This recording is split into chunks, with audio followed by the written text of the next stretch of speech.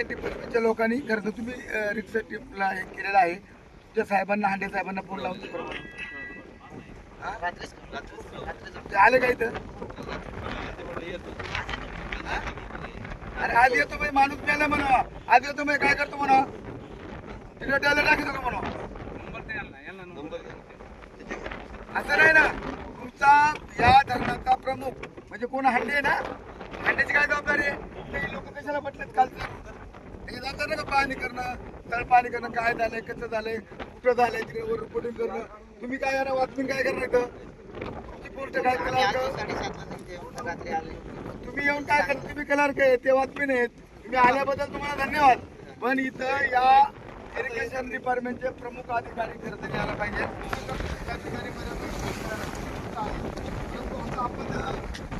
Irrigation डिपार्टमेंटचे अधिकारी हांडे साहेब म्हणून आहेत, त्यांना आपण फोन केला तर फोन उपलब्ध आहे, ते कुठेतरी बिझी असले पाहिजे. कारण यांच्या ताब्यात आहे. खरं तर इरिगेशन डिपार्टमेंटचा मी निषेध करतो. अत्यंत हलगर्जीपणाचा कारभार या इरिगेशन डिपार्टमेंटचा आहे. धरणामध्ये आमच्या जमिनी बुडाल्या, त्यांच्या काही बापाची पेन नाही.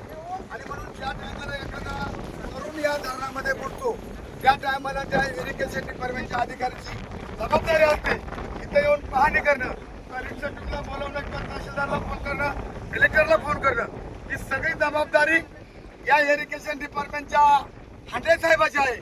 पण हा बेजबाबदार अधिकारी आहे. आता मध्ये 15 दिवसापूर्वी पिंपळगाव जोग्याला कालवा फुटला, 4 दिवसांनी पोहोचला. एवढा म्हणजे हलगर्जीपणा करणारा हा अधिकारी, त्या अधिकाऱ्याचा मी जाहीर निषेध करतो का त्यांनी इथं यावा. हे तर आम्हाला तर या ठिकाणी आमची डेड बॉडी त्यांच्या धरणामध्ये गेली नाही, आणि म्हणून आम्ही वेळोवेळी त्यांच्याबद्दल तक्रारी करतोय. आता तो फोन पण उचलत आहे काका, बरोबर तरी फोन लावतो ना. हॅलो, उचललाय? हॅलो हांडे साहेब, अहो मी तेजूरला आहे, अध्यक्ष बोलतोय, देवराम लांडे. कालला माणूस बुडालाय, तुम्हाला पाहणी करावी काय का इथं?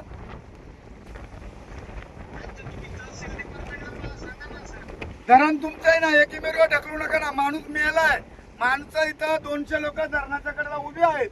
तहसीलदार सकाळी येऊन गेलेत, ते म्हणले इरिगेशन डिपार्टमेंटचं धरण आहे आणि हांडे साहेबांच्या ताब्यात धरण आहे. मग हांडे साहेब इथं येऊन जायला पाहिजे.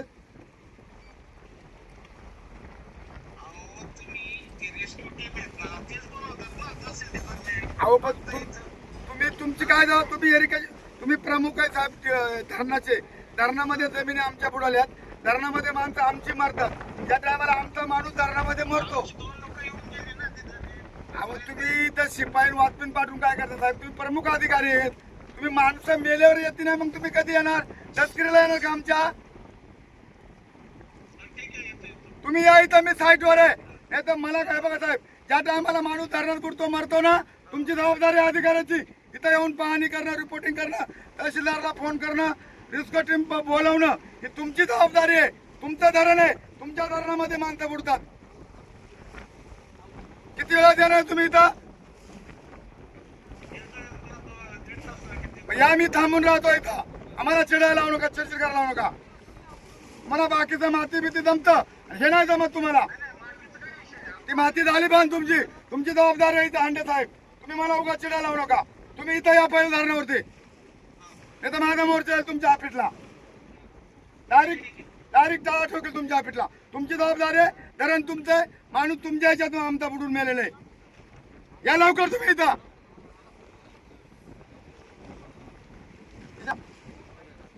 क्लर्क पाठवलाय, वाचपीन पाठवलाय, धरणं बांधली, लोक धरणामध्ये बुडावली. मी तर पैसे घ्यायला तिथे त्याला जमलं का? ते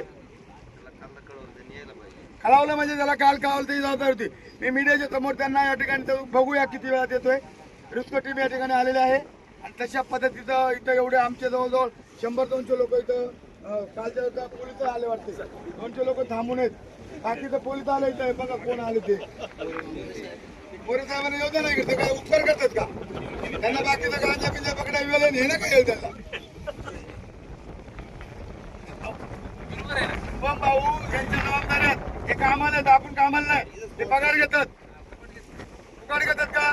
धरणामध्ये काय झालं तर हे लगेच येऊन पंचनामा करतात. हे काय इथं काय झालं काय झालं. मग इथं माणूस गेल्याच्या नंतर यांची जबाबदारी काय आहे? आपण खरं तर काका मी डायरेक्ट या ठिकाणी इरिगेशन डिपार्टमेंटचा निषेध करतो. या ठिकाणी जर एखादा मोठ्याचा मुलगा कोणी जर एखादा मोठ्याचा माणूस उडाला तर धरणामध्ये अनेक लोक येतात, परंतु इथं गरीबाचा माहीत झाल्याच्या तर कोणी येत नाही. आणि म्हणून असो आमची गरीब लोक आहे सगळे, आम्ही ते करू. आम्ही काय कोणाच्या याच्यावर नाही आलो. आम्ही याच्या 2-4 घटना घडल्या. मागं 2 वर्षापूर्वी इथं आम्ही रात्री 3 वाजता आणता इथे करून डेड बॉडीला हात नव्हता लावता येत.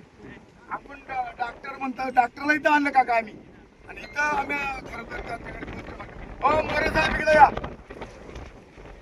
कोण आलं डिपार्टमेंटचं?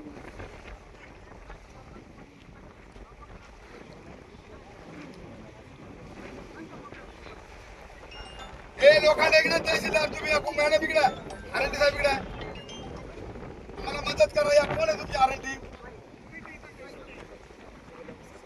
लोकांना इकडे चला तहसीलदार वाले इरिगेशन वाले इकडे या. इरिगेशन डिपार्टमेंट पोलीस वाले आज या ठिकाणी साहेब तुम्ही कधी आलेत? बरं ठीक आहे आले. आपल्याला इथं त्यांना फोन करून रेस्क्यू मॅडम तुम्ही आरंटी आहेत ना? मग सर्कल आहेत का? आरंटी कुठे आहेत? या इकडे नाही सर्कल कुठलं आहे बघा तुम्ही आपटाळे या वाट्याची. आणि तलाठी कोण येते? मॅडम इकडे या. तुम्हाला कधी खबर कधी कळली? संध्याकाळी तुमचे तहसीलदार आलते का?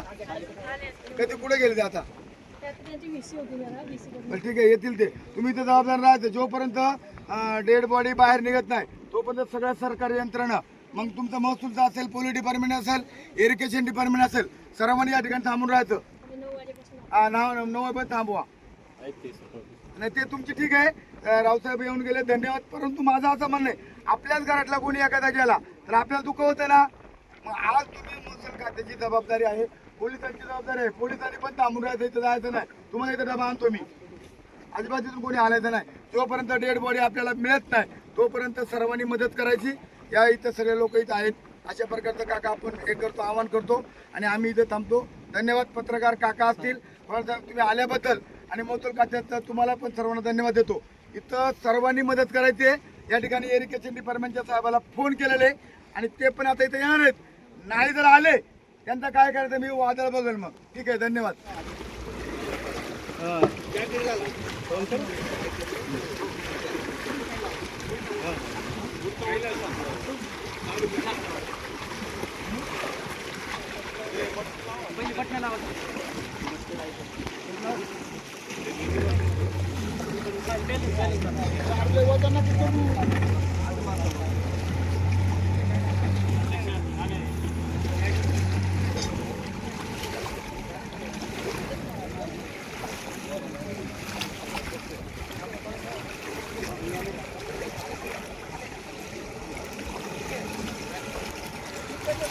Thank you.